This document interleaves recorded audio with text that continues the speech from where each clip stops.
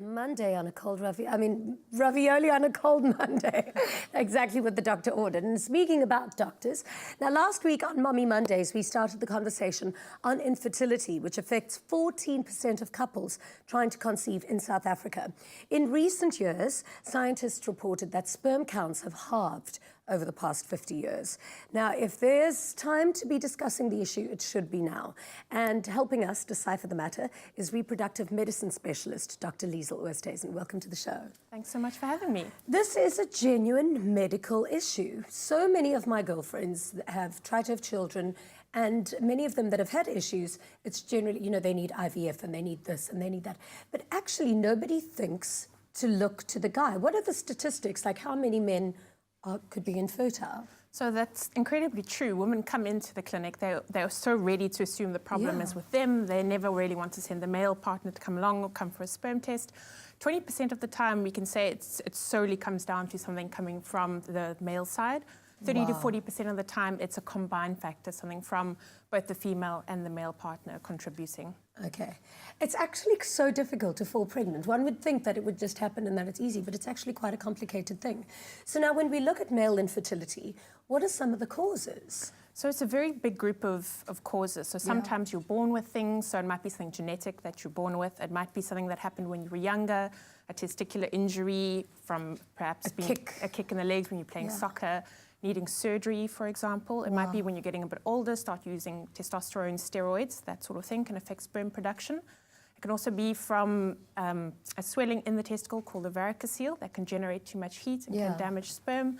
And it can be a variety of other things we can never really put our finger on. There can be infections.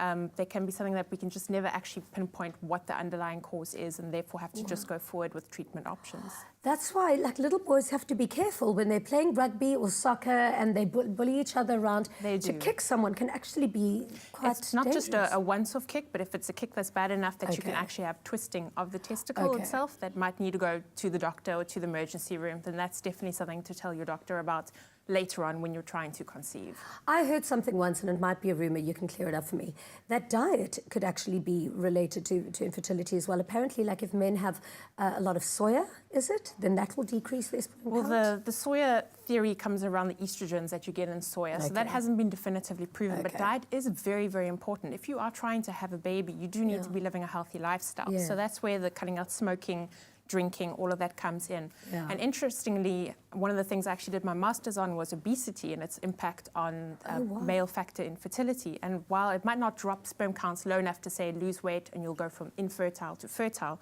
it definitely improves your sperm quality to keep an active, healthy lifestyle.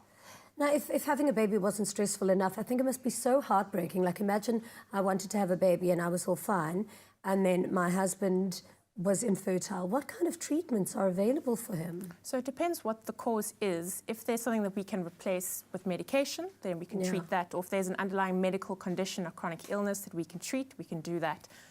Sometimes we can't find a cause, and if the sperm test that we've done is just only slightly off, we can start doing something called an insemination, where we actually put the sperm through a bit of an Olympics and we get the best swimmers out of there and put them back at the exact right time of ovulation into their partner's uterus. Similar to how a woman would freeze her eggs, you would then recycle? Not quite. So it's not quite the same thing because we're not extracting eggs from her. That's just the insemination part where we're actually putting the sperm, we're letting it do all the work.